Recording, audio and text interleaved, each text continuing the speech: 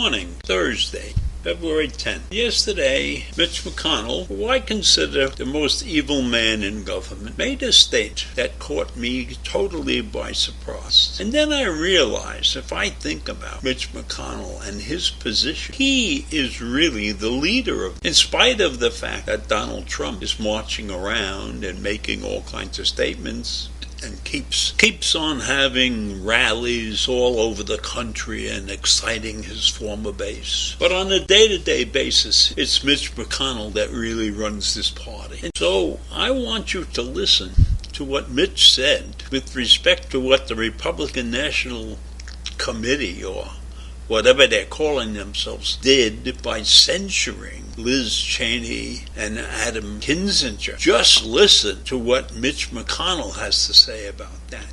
And then think about that in relation to the stuff that Donald Trump has been running around this country doing. Trump obviously is upset. That's a kind word. He's upset with Mitch because Mitch has not backed him, as you will see in the statements that he's made. And so Donald has taken to calling Mitch an old crow. And he's also said that McConnell does not speak for the Republican Party. He also said it's a shame. The guy should resign as the leader.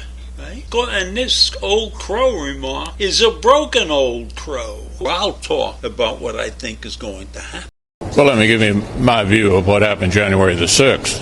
And we're here. We saw what happened.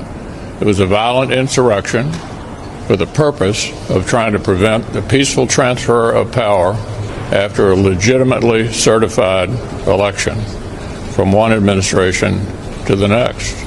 That's what it was.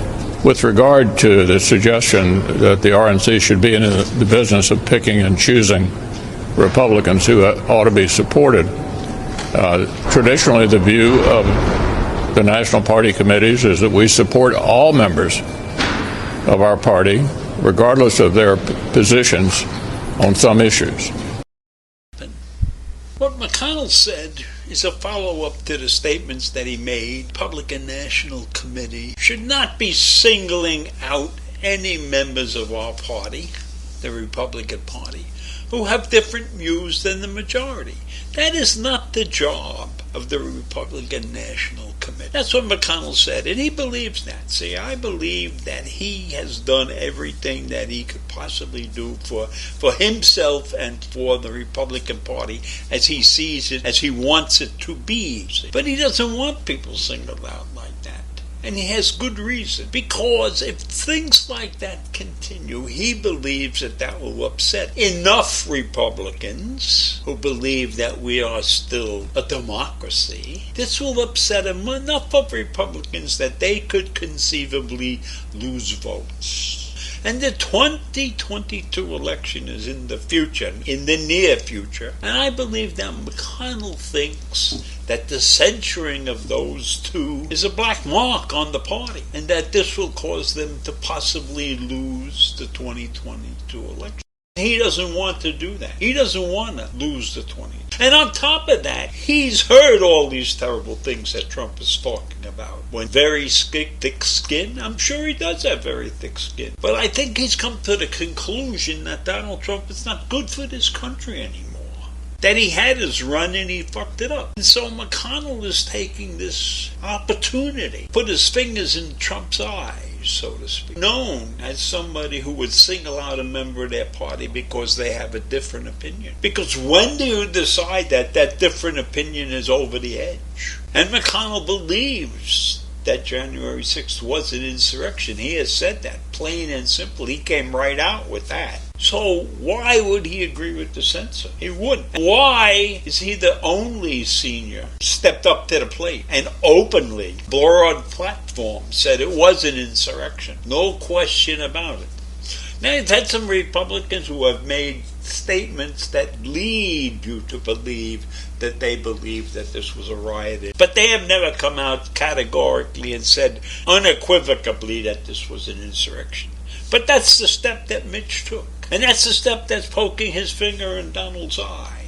So this is going to be a battle to the end. This is going to be a battle to see who really controls this war. Maybe the Republican National Committee will learn something. Before they step up and do this, should they not confer with the people who are in office?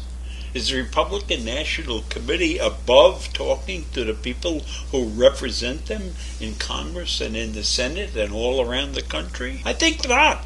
I do not believe that the Republican National Committee has that kind of established power. In fact, if you asked anybody who wasn't a Republican what the Republican National Committee is all about, they probably couldn't tell you. So Mitch MCConnell has taken a step to the forefront that he's showing people that he is the leader that they need in this party. Maybe there's other people who are shocked at what the Republican National Committee did, but they didn't have the guts to come out and say it. I believe that McConnell was talking for many Republicans, many elected Republicans in Washington, shocked and unhappy about the decision of the National Committee. And that proves that he's a leader. That doesn't change my opinion of him, because what he did and what he keeps doing in his day-to-day job, when he let Merrick Garland sit on the bench for 8 months and then managed to get Comey Barrett pushed through in 30 days, those things don't sit well with me. Sitting bills, leaving bills die on the Senate floor doesn't sit well with me either.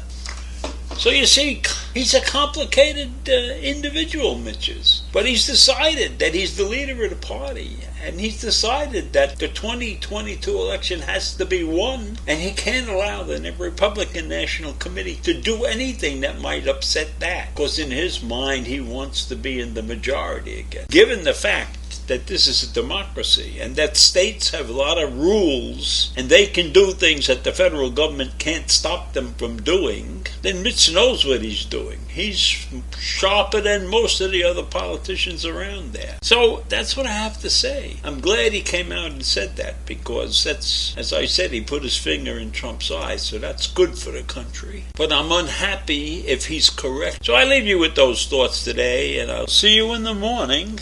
Bye.